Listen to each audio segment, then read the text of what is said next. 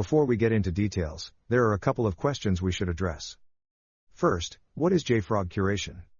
And second, how is JFrog Curation beneficial to you, the software developer? Let's begin with the first question. Simply put, JFrog Curation works like a firewall for open source packages. Your security team will dictate policies for blocking malicious and vulnerable packages, and JFrog Curation will enforce these policies by blocking downloads of vulnerable open source packages into your project environment.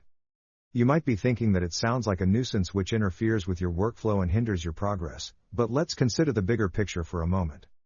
Imagine you just spent weeks writing a beautiful piece of code, but it turns out that you relied on vulnerable open source packages without knowing it.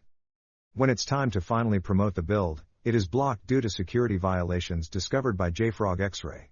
Someone in the security team receives a notification, then forwards it to a manager, who then forwards it back to you.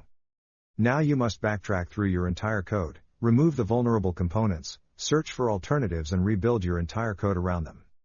That's what the workflow is like without JFrog Curation. Now let's see what it's like with Curation. You try to download a vulnerable package. Not only that the download is blocked right away, but you also receive a detailed explanation for the reason for blocking, as well as practical recommendations on how to proceed and which alternatives to use. If it sounds good, you're in the right place. Let's continue and discover how to work with JFrog Curation.